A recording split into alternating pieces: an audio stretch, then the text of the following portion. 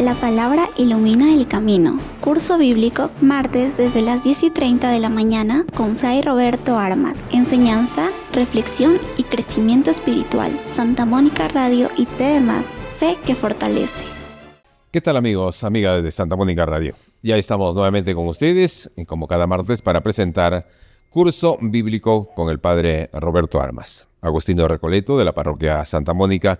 Y como hemos venido haciendo ya un recuento desde el Nuevo Testamento, el Evangelio de los Evangelios, la Buena Noticia según San Mateo, y hoy seguiremos con la Buena Noticia según San Marcos, pero antes le damos la cordial bienvenida a Padre Roberto. Buenos días, Jaime, buenos días a todos los radio oyentes, un martes más con ustedes y a seguir hablando de la Palabra de Dios. Es nuestro curso, es el tema central y ahora son los Evangelios. Cada Evangelio tiene su característica. Hablamos ya de San Mateo, vamos a hablar hoy de San Marcos. Es interesante, así que les pido su atención y que estén al tanto de lo que vamos a hablar y cómo podemos penetrar un poquito más en la palabra de San Marcos. Efectivamente, Padre Roberto, pero comenzamos, como cada programa, con la oración hacia nuestros oyentes y nuestro programa. Nos ponemos primero, como todos los martes, en presencia de Dios, que el Espíritu esté en nosotros para poder escuchar su palabra. Señor, te damos gracias porque nos permites participar en este curso bíblico por medio de la radio. Nos reúnes y nos pones frente a tu palabra. Ayúdanos a acercarnos a ella con reverencia, con atención, con humildad. Envíanos tu Espíritu para que podamos acogerla con verdad y con sencillez, para que ella transforme poco a poco nuestra vida. Que tu palabra penetre en nosotros, que nuestro corazón esté abierto como el de María, Madre tuya y Madre nuestra, y como en ella la palabra se hizo carne, también en nosotros esta palabra tuya se transforme en obras de vida según tu voluntad.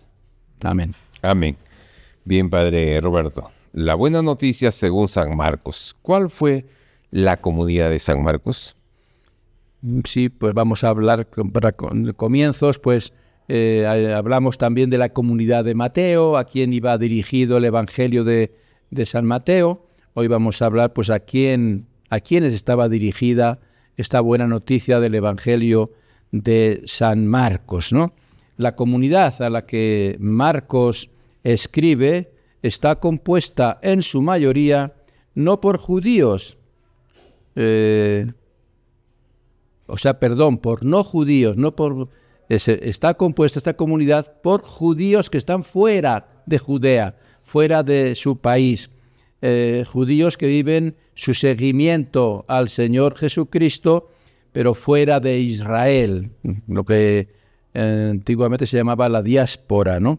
Y posiblemente estaban en Roma o quizá por la parte de Siria y demás, ¿no? En medio de una cultura que predominaba todavía la precorromana, ¿no? La grecorromana, Grecia y Roma. Esos imperios habían dominado toda la región e incluso la lengua que más se hablaba era el griego, ¿no? Y la cultura en general era Grecia y de Roma también, romana.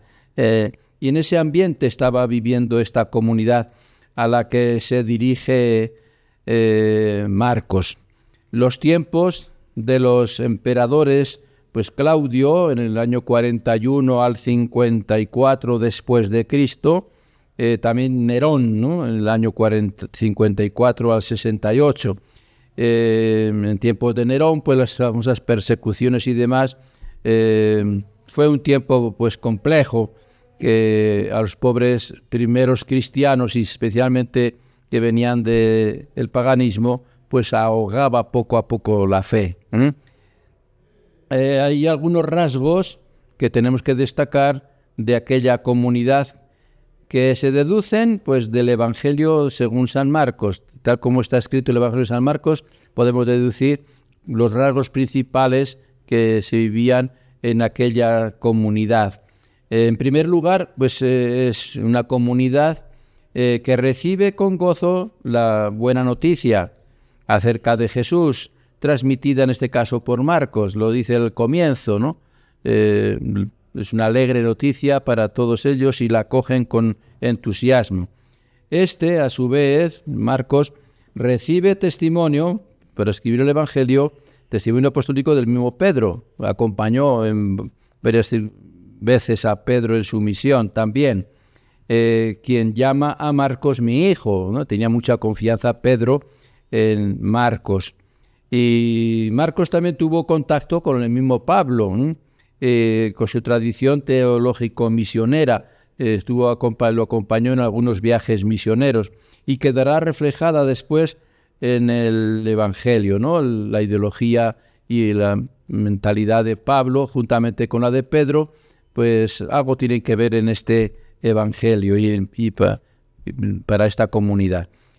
También esta comunidad tienen conciencia de que son la nueva familia de Dios. Han acogido a Jesucristo y se sienten familia de Dios, familia de Jesucristo. Se sienten como el pueblo de la nueva alianza que se congrega, pues como los parientes de Jesús en las cosas donde el Mesías los reúne. No en la sinagoga, porque Marcos, cuando habla de la sinagoga, llama la sinagoga de ellos, de los judíos, no de nosotros, dando a entender que la comunidad ya no es de judíos y ya no se rigen por los reglamentos judíos y por lo tanto no es obligatorio la asistencia a la sinagoga. Se reúnen más en las casas de los mismos, de aquellos primeros cristianos. Saben también que han sido enviados, han acogido a Jesucristo y saben que Jesucristo los envía a todos ellos a evangelizar, a los de lejos, a los de Roma, a los de Grecia, al mundo entero, vayan por todas partes, especialmente pues eso, a los que no son judíos.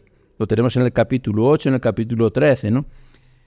También esta comunidad vive en un contexto de asfixiante paganismo a su alrededor, porque están lejos de Judea, están lejos de Jerusalén, lejos del centro donde Jesús predicó, están en unas regiones y lugares en que predomina por encima de toda la mayoría son paganos, la mayoría son creyentes en dioses falsos y demás, y no tienen ningún conocimiento de la religión judía y de la forma de creer de los mismos judíos.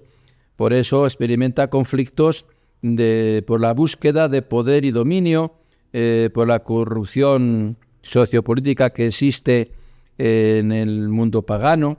Se sienten perseguidos por causa de Cristo. Recordemos la persecución del mismo Nerón y otros emperadores romanos que atacaban a los cristianos solamente por ser cristianos y los martirizaban, incendiándolos, echándoles a las fieras, etc. Es una época de mucho sufrimiento. Se preguntan también por los signos salvadores del reino y por qué su Señor tarda en liberarlos definitivamente de esas tribulaciones que están sufriendo. El sufrimiento por Jesús y por la cruz ocupan un lugar destacado. Saben que sufren por Jesucristo y son capaces de dar la vida por Jesucristo. Por eso hay tantos mártires en esta época en que comienza a vivir la fe cristiana. En esta comunidad, pues también por falta de fidelidad ante la persecución y el sufrimiento, por las visiones contrapuestas sobre la misión y las tensiones en la integración entre judíos y paganos que se van convirtiendo, pues crea problemas. También la debilidad en la que se encuentra el mismo profetismo cristiano. No hay profetas cristianos, son los apóstoles y los seguidores de los apóstoles que están como haciendo de profetas, anunciando pues el mensaje de Jesús. Pero eso crea también dificultades para permanecer y perseverar en el cristianismo. En vez de desanimarse los cristianos a causa de esta hostilidad que hay en el ambiente que les rodea y por la persecución de los enemigos, en este caso principalmente los romanos, esta segunda generación de discípulos a la cual se dirige Marcos en su Evangelio, segunda generación, porque hablamos ya antes de la primera generación, que son los mismos discípulos y los que fueron testigos oculares de la vida de Jesús, primera generación de cristianos, de seguidores de Jesús, y la segunda generación son los que se van convirtiendo por la predicación de los apóstoles y demás, por la predicación de los testigos oculares de la vida de Jesús. Y por eso pues se le llama la segunda generación, que suele vivir entre el año 70, después de la destrucción de Jerusalén, hasta finales del siglo, hasta comienzos del siglo siguiente, 110 más o menos, después de Cristo. Y pone sus ojos, esta generación de cristianos de la segunda generación, los ojos en los orígenes y acepta la memoria escrita de Jesús. Todo lo que se ha escrito sobre Jesús es su base, es su fundamento. Todo lo escrito, y por lo tanto el Evangelio de Marcos va a ser el fundamento y la base de su vivencia cristiana, ¿no? Les va a invitar a refundar la identidad y animar la fidelidad mediante la vinculación con su Señor resucitado. El centro de sus vidas y de toda su existencia va a ser Jesucristo ya resucitado vivo. Qué bien, Padre Roberto. Entonces vamos entendiendo sobre cuál fue la comunidad de Marcos, la buena noticia según San Marcos.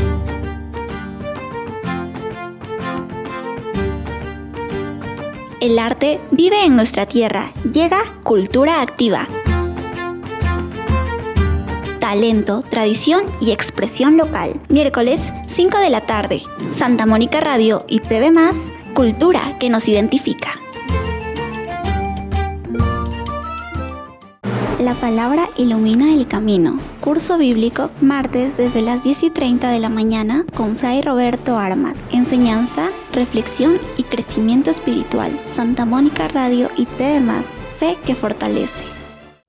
Cuando necesitas una palabra clara, llega Conexión Directa con Fray Severiano de Cáceres. Orientación, reflexión y mensaje oportuno. Cada lunes, 10:30 de la mañana, Santa Mónica Radio y TV+, conectando tu corazón con la verdad.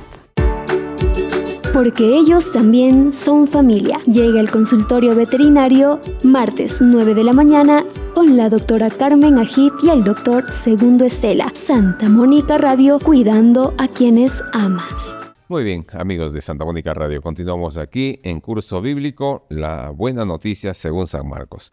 Padre Roberto, nos corresponde que nos explique esta pregunta. ¿Cuál es la teología de Marcos, la identidad de Jesús?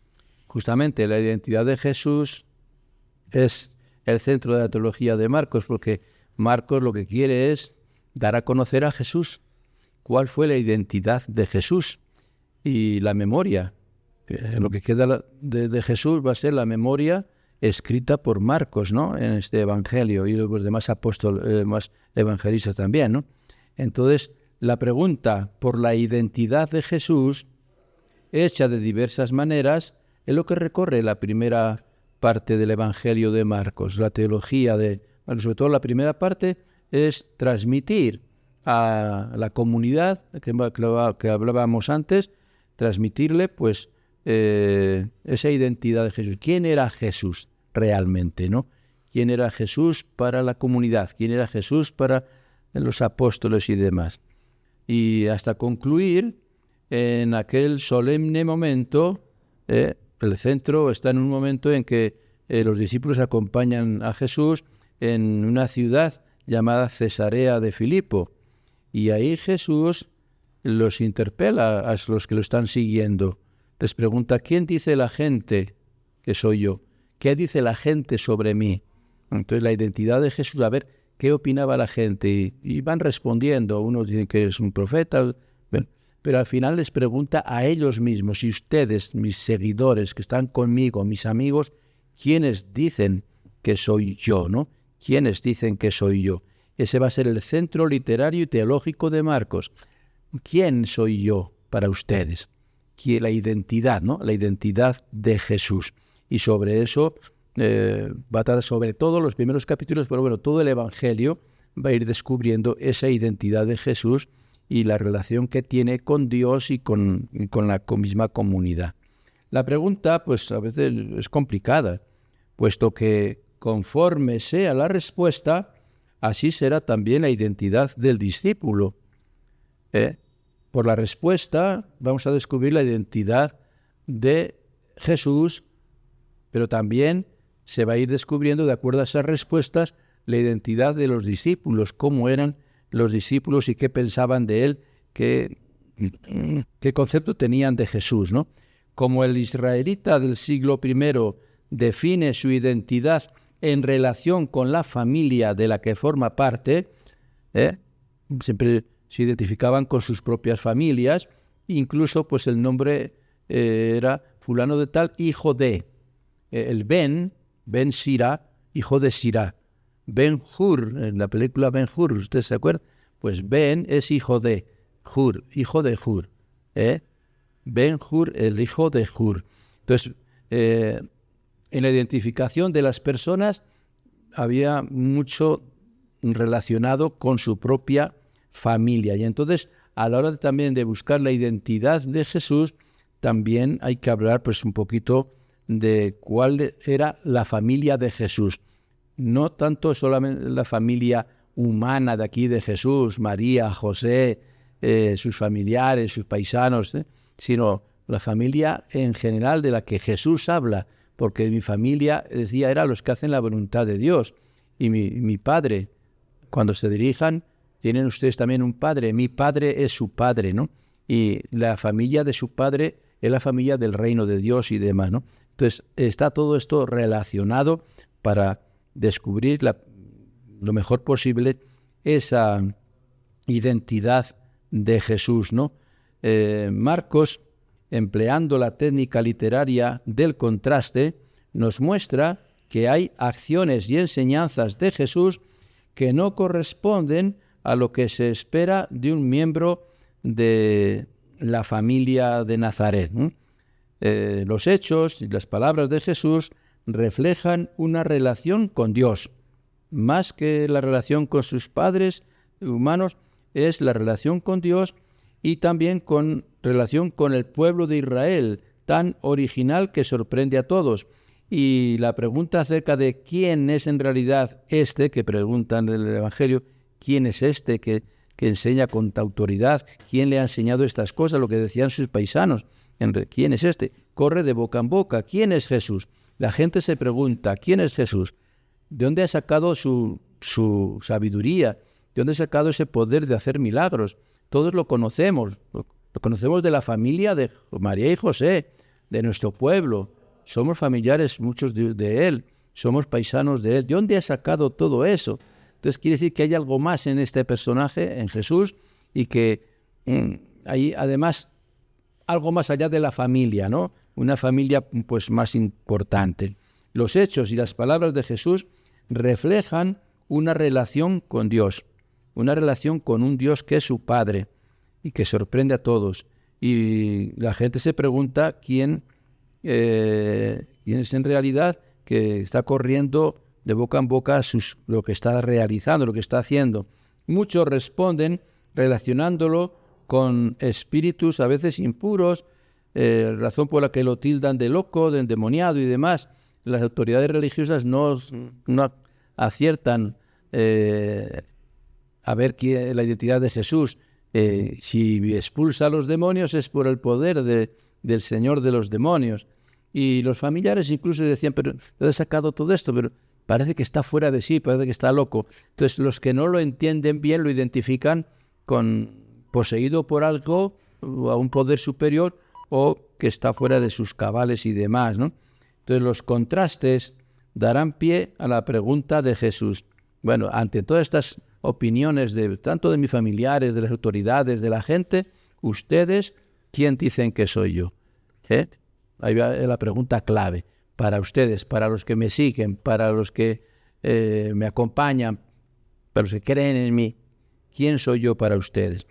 En sociedades jerarquizadas y familias patriarcales, como las del siglo I, Jesús debería responder a los parámetros religiosos de aquella época y socioculturales, enseñados y vividos en la familia donde ellos vivían y en los pueblitos donde ellos vivían.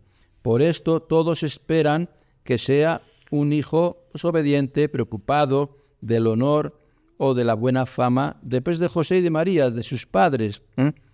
Un hombre que fuera pues también un hombre casado, un hombre con hijos, educado según los valores de las Sagradas Escrituras del Antiguo Testamento, que imiten a su padre, que fuera honrado, responsable. Son las características de un buen judío, de un buen hijo de una familia que es fiel a la religión judía y demás, ¿no? Bien, es un hombre... sin embargo, ocurre que lo que nadie espera, porque Jesús no se presenta con esta ideología, con esta forma de pensar de sus paisanos y demás, de ser pues un judío más, de una familia más, ¿no? Va mucho más allá. Pues en nombre propio se presenta como que tiene unas ciertas capacidades que no las tiene cualquier otro paisano suyo o compañero suyo. Tiene algo especial. Va más allá de ser un simple hijo de José y de María. Va más allá. Se junta con pecadores, se junta llamando la atención a todos, cura a los enfermos, domina a los espíritus inmundos, expulsa... Esa, la vida que está llevando Jesús no es la vida normal que suele llevar cualquier judío, cualquier persona, cualquier paisano suyo de Nazaret o de otro pueblito cualquiera. Va más allá de eso y sobre todo lo que actúa y realiza, todo va en nombre de Dios.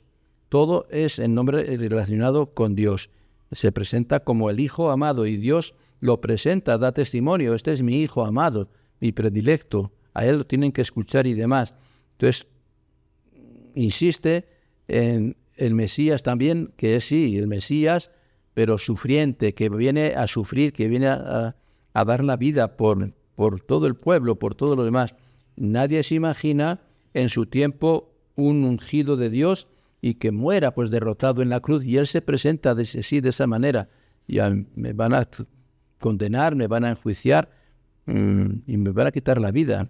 Y lo expresa con toda seguridad ante sus discípulos y ante la gente. Entonces es un Mesías sufriente.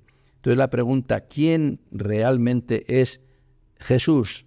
Que tiene estas aparentes contradicciones y que nadie lo entiende, ¿no? Es lo que circula boca a boca en su entorno.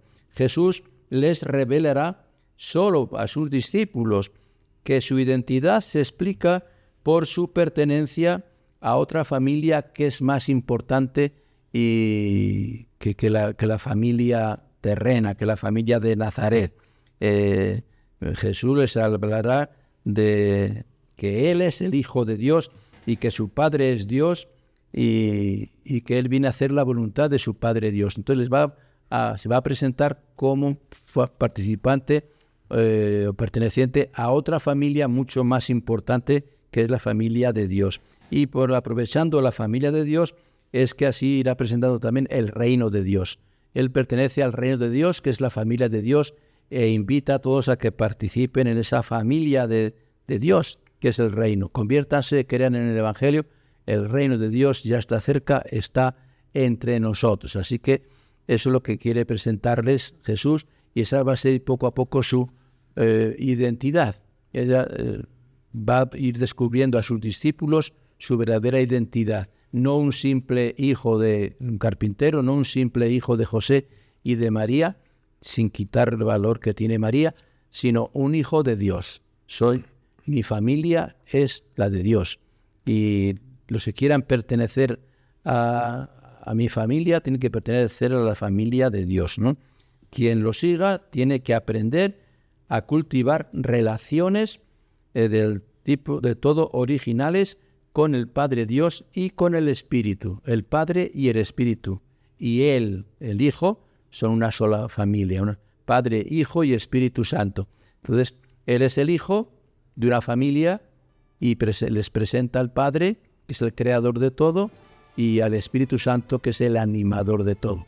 y irá pues poco a poco descubriendo ese gran misterio de la familia divina, que es la familia de la Santísima Trinidad, Padre, Hijo y Espíritu Santo. Historias que abrazan el alma, mi pueblo, volviendo a casa. Relatos, música de nuestra tierra. Cada noche desde las 7 por Santa Mónica Radio y TV+. Identidad que nos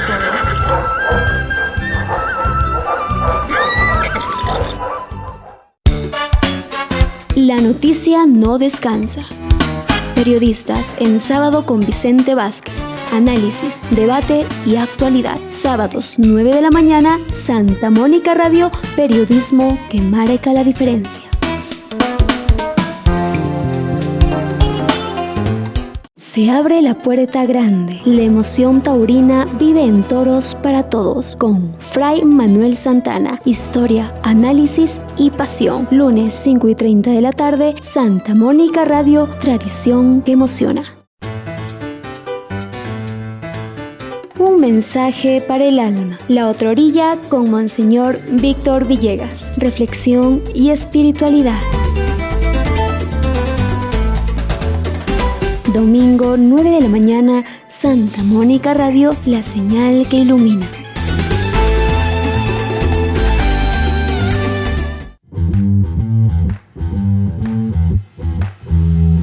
La pasión del deporte está aquí. La tribuna, análisis, debate y actualidad deportiva. De lunes a viernes a las 6:30 de la tarde. Solo por Santa Mónica Radio y TV+. Donde el deporte se vive al máximo. Bien, amigos de Santa Mónica Radio, estamos en curso bíblico con el padre Roberto Armas. Bien, padre, nos ha explicado ahí sobre cuál es la teología de Marcos, la identidad de Jesús. Pero, ¿qué podemos hablar de la familia de Jesús? De la familia hay que hablar de muchas maneras, porque Jesús considera a su familia a varios grupos, ¿no? En primer lugar, la familia de Jesús, para revelar la identidad en el siglo I, necesariamente descubrir que hay que hablar de la propia familia de Jesús, primero la familia suya donde ha nacido y demás, ¿no? Por eso, cuando Jesús, Hijo de Dios, nos habla del reino de Dios, ya en el capítulo 1 nos habla de conviértase, crean en el Evangelio, porque el reino de Dios está entre ustedes, está entre nosotros. Lo que hace es manifestarnos los rasgos distintivos del Dios, del mismo Dios, del reino. Dios y el reino son lo mismo, es decir, de su Padre. El Padre de Jesús es Dios, es el reino de Dios también, ¿no? Entonces, esa es la familia principal de Jesús, la familia que Jesús considera la más importante de todas, ¿no? Familia divina, familia de Dios. Su verdadera familia es con mayúscula, es el Dios del reino y es el reino de Dios. El Dios del reino de Dios y el reino del mismo Dios también. Entonces, en las parábolas y en las acciones del reino, que sus acciones son sanar enfermos, expulsar demonios, comer con pecadores, etc., el Hijo nos revela al Padre. Jesús nos está revelando poco a poco cómo es el Padre, Padre amoroso, Padre misericordioso, Padre que se preocupa de nosotros. Nos revela el Padre y cómo Él quiere reinar, cómo el Padre quiere reinar, cómo el Padre quiere formar esa familia y cómo quiere que nosotros participemos en esa familia del Padre y del Hijo y del Espíritu Santo, ¿no? Que es la familia del reino de Dios. Entonces, la primera familia que considera a Jesús y la más importante es la de su Padre Dios, que es el Dios del reino y el reino de Dios, ¿no? De este modo, Jesús revela su propia identidad. Yo pertenezco a la familia del reino de Dios. Yo soy hijo de Dios Padre. Y cuando el Padre lo presenta, este es mi Hijo muy amado, y a Él tienen que escucharle. Para pertenecer a esta familia del reino de Dios, tienen que escucharle. Los que quieran ser miembros de esta familia tienen que escucharle. El Dios del reino actúa por el Hijo dando vida. La familia del reino, la familia de Dios Padre, actúa por el Hijo.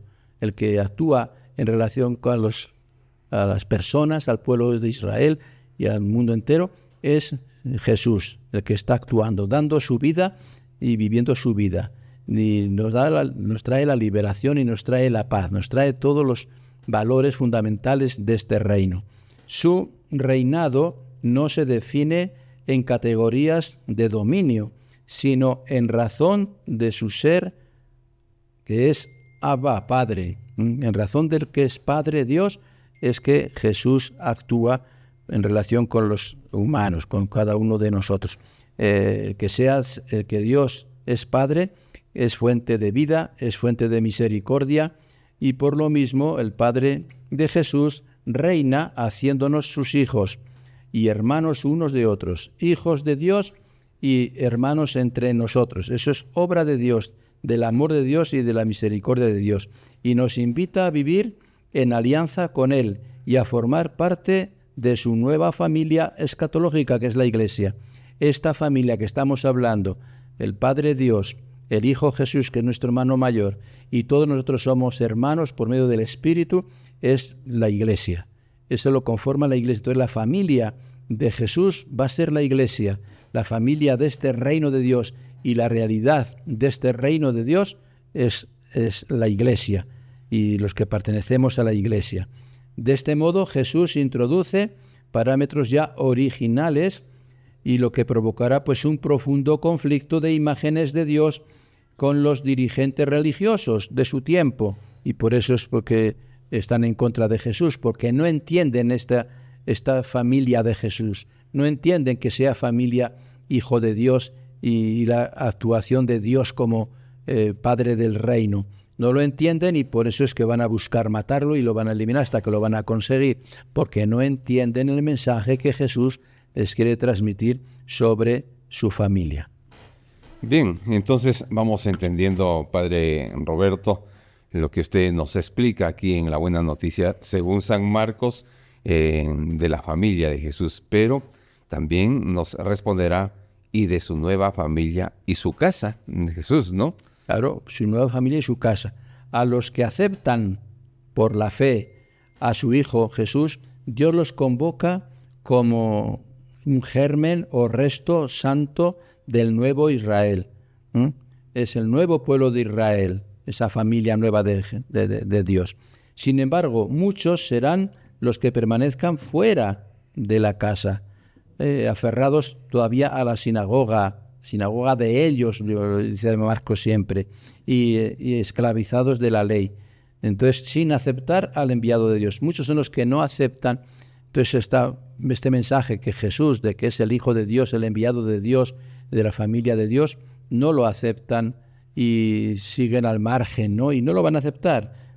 Y así van a permanecer aparte de la familia de Dios. Los que ingresen a la casa donde está el Mesías y se sienten a escuchar su palabra, formarán la nueva familia de Dios. Los que escuchen a Jesús. Por eso, este es mi Hijo amado y preferido, escúchenlo. Los que lo escuchen van a formar parte de esta nueva familia de Jesús, de esta nueva familia de Dios. En la casa donde está el Mesías, el discípulo se libera del mal para servir así a los demás. Es la identidad de esta familia, el liberarse del mal para servir a los demás. Aprender acerca del reino de Dios y de la misericordia de Dios, del reino, la que hay que testimoniar.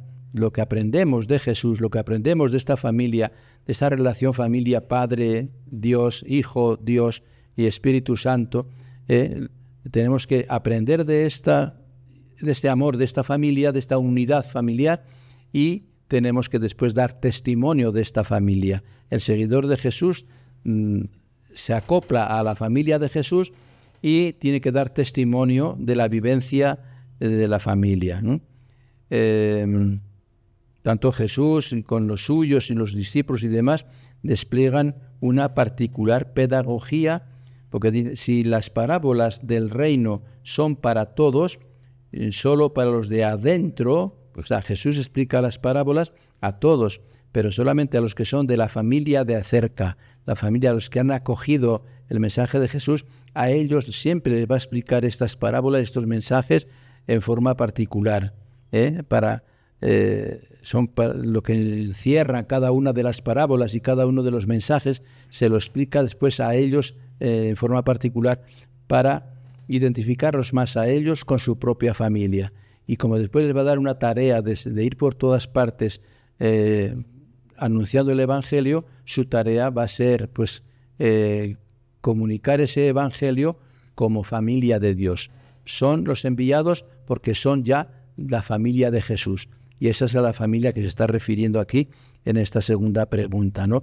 La familia nueva de Jesús ya no es la familia de Nazaret y no solamente la familia de Dios, su Padre Dios, sino los seguidores de Jesús son también ya su propia familia, son sus hermanos. Bien, Padre Roberto. La noticia al instante. No te pierdas servicios informativos en sus 3 ediciones. Mañana, mediodía y al resumen del día. Información veraz y oportuna, solo por Santa Mónica Radio y TV+, comprometidos con la verdad. En Zona JAR, con las juventudes Agustino Recoletas, todos los martes desde las 5 de la tarde. Diversión, participación y aprendizaje. Santa Mónica Radio y TV+, tu frecuencia joven.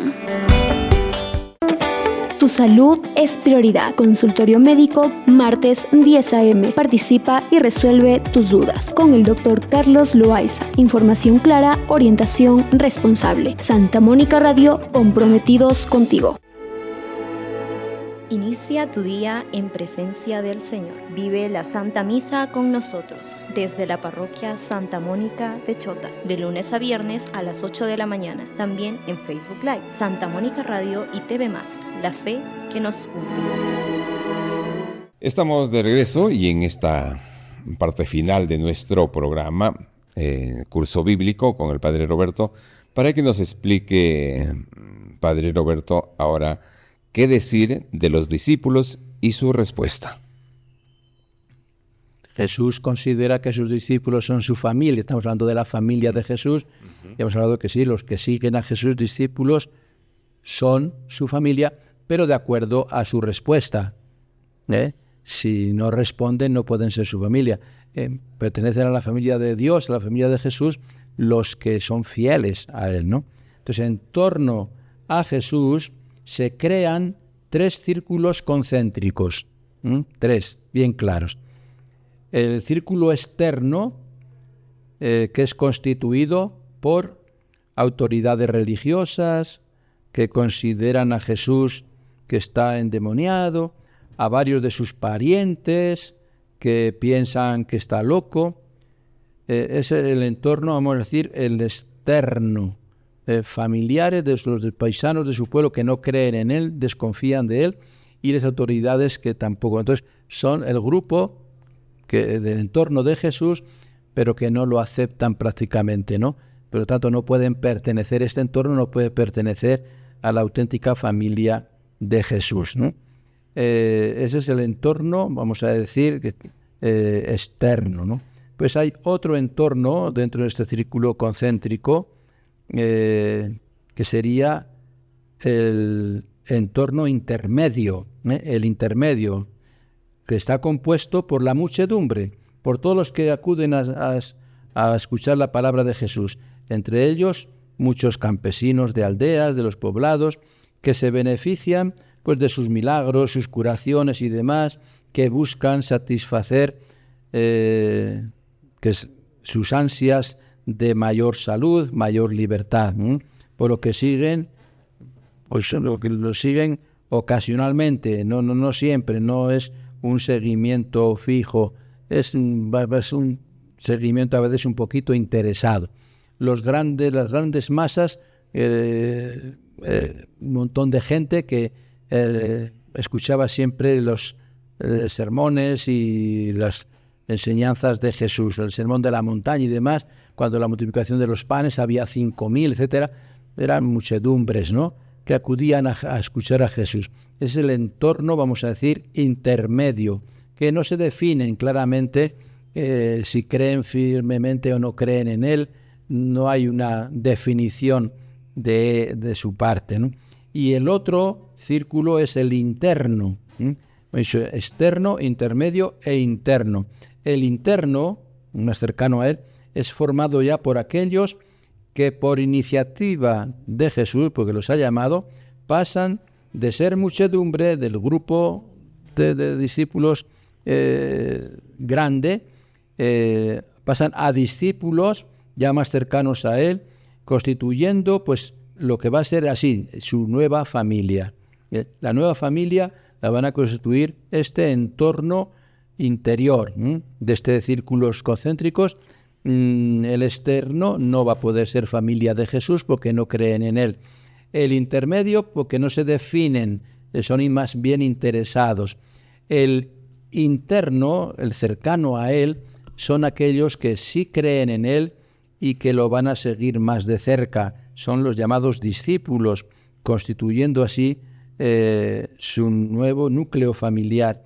En lo más íntimo de este círculo están los 12 apóstoles, ¿no? Ahí son muchos los que siguen a Jesús, discípulos, son muchos los que se interesan por Jesús y sí lo creen en él y demás, pero hay un núcleo que va a ser el núcleo de la iglesia que está preparando Jesús, que van a ser los 12 apóstoles, que representan la promesa de Dios de hacer de las 12 tribus de Israel su pueblo. 12 apóstoles, 12 habían sido las tribus de Israel, 12 habían sido los hijos de Jacob, y había formado esas 12 tribus de Israel. Era el pueblo de Dios formado por 12 tribus, por 12 cabezas de familia, los hijos de Jacob. Entonces Jesús elige a 12 apóstoles como figura, ¿no?, como queriendo imitar un poquito la familia de Dios. Era el pueblo de Dios formado por 12 tribus. Ahora la familia de Jesús, la familia más íntima de Jesús, el núcleo va a ser 12 personajes, 12 apóstoles también en representación de esas 12 tribus, pero que van a conformar el nuevo pueblo, la nueva familia de Dios, que va a ser la iglesia. Discípulo es quien deja la sinagoga, deja la muchedumbre de seguidores de Jesús y entra donde se encuentra el Mesías, para sentarse a sus pies, es decir, para conocer la voluntad de Dios y practicarla. El que se acerca a Jesús deja la sinagoga, deja las costumbres judías de los antepasados, dejan las tradiciones antiguas para seguir a Jesús, la novedad de Jesús, con su nueva predicación, con su nuevo estilo y su nueva presentación de cuál es la voluntad de Dios. Entonces, los que siguen a Jesús de cerca, sus seguidores, sus apóstoles, sus discípulos, van a conocer cuál es la voluntad de Dios y sobre todo se van a comprometer a practicarla. Esos van a ser familia de Jesús. Los que quieran saber cuál es la voluntad de Dios para con ellos y que se atrevan a cumplirla.